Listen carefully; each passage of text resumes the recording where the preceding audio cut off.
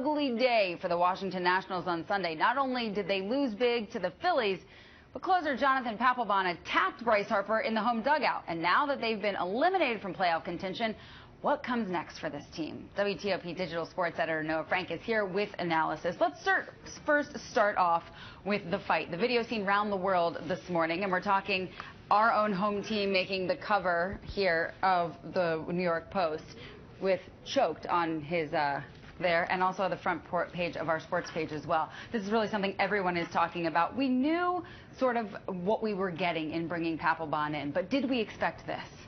I mean, I don't think anybody expected him to literally grab Bryce Harper by the throat in the dugout, but this is, watching all the back and forth kind of fall out of this morning, the thing that I think is the most just sort of stunning is people acting like Bryce Harper's the one with some long history of being a malcontent and, you know, pissing off teammates and, right. and you know, showing up fans and everything. Like, this is Papelbon's entire career. He ran himself out of Boston. He ran himself out of Philly. No one else wanted him at the trade deadline. That's why the Nats got him. And they could have gone for other players, and they ended up with him for a lot of reasons, which we'll get into in a minute. But it was always a bad idea. We knew it was a bad idea. We just sort of hoped they'd survive it and it'd be okay.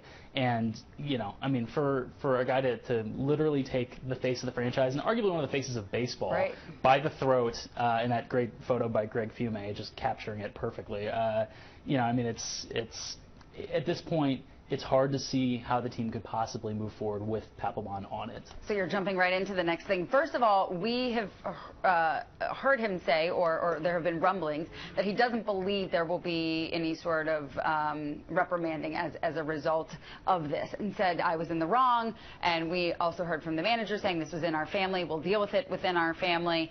We heard Bryce Harper saying, you know, I'm moving past it. You know, it's like two brothers getting into it and moving forward. Do you think that something we're already waiting to hear what will happen with what had happened with him earlier in the week? Do you think just within the Nats organization something will be done? I don't know if I think that it will be done. It absolutely should, though. I mean, their season is over. And it's important to remember, it was over before this happened, which is why this whole incident is so ridiculous, because he was chastising Bryce Harper for not running out a fly ball in a meaningless game when for 3 years all that the Nats have tried to do is rein Harper's over-enthusiasm back in so he doesn't smash into the wall at right. Dodger Stadium, so he doesn't hurt himself doing mundane things. And this is a game that literally did not matter. Well, you've got 7 more games that do not matter. They got this one makeup game against right. the Reds, and they hit the road. There's no reason that they should take Jonathan Papelbon with them. There's no advantage to be gained by having him on the team for the final week.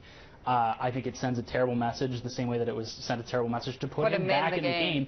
And, you know, we heard later on, I don't know if you saw the sort of post-mortem, that Matt Williams said that he didn't know the full extent of the fight, right. or else he wouldn't have put him back in, which is either a really bad lie and really obvious and just unnecessary, or just speaks to the complete disconnect that's going on in that clubhouse and really, you know, throughout the organization right now. That's something you're just segueing great for us today, Noah. We want to get out to the phone lines. If, in fact, you do want to weigh in, give us a call on the News Talk line. You can weigh in on what has been happening with the Nationals organization and the fight that happened on Sunday. 703-387-1020. We'd love to hear your feedback. Has Matt Williams lost control of this clubhouse? And what we heard on Sunday was, as you said, didn't really know what had happened. As the manager of this team, where we saw pitching coaches, we saw others getting involved to break this apart, is it possible that he really didn't know the extent of what had happened? I'd like to say that it's not possible that anyone would have known, but I mean, he's shown that he's been pretty out of touch with a lot of what's happened with this team over the last few months, really over the last couple of years. We knew that his sort of methodologies were in these concrete blocks of, this is the guy who pitches the 7th inning, and this is the guy who has this role, and I can't think outside the box when a situation demands for something else. But it seems like maybe this is just who he is. I only see what's directly in front of my eyes. I'm you know, incapable of being flexible and making the decisions that I have to make as a leader, as the person who's supposed to guide, you know, 25 different personalities on the field. And there's certainly egos involved, not just Papelbon and Harper. I mean, you got a lot of highly paid athletes who this is what they've done for their entire lives. lives. They've been told all their lives that they're the best player on every team they've ever been on. Right. I mean, it's not an easy job, but he's shown pretty clearly that he's not up for it. Some people calling for, as soon as this season wraps up, for him to wrap up his time in Washington as well. One, do you think that's likely? And two, how did we get from the National League manager in 2014 to not running an efficient team in 2015? Well, I think they got away with a lot of stuff in 2014. You can't sleepwalk your way to 98 wins, but there were bullpen mismanagements then, and I think just a lot of the problems that have come up now just didn't come up. They were healthier. They still had injuries, but they were healthier last year than they were this year. They had a much better bullpen last year than they did this year before they shipped off Tyler Clippard, before Craig Stammen got hurt. As much as people punched the line. Well, as much as people hated Rafael Soriano's overall numbers were very good last year. They lost over 100 innings of very good relief pitching by losing him and Clippard.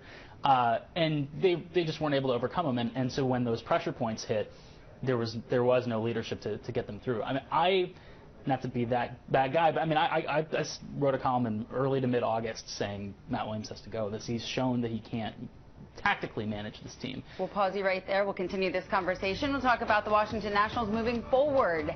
We're back with more News Talk in a moment.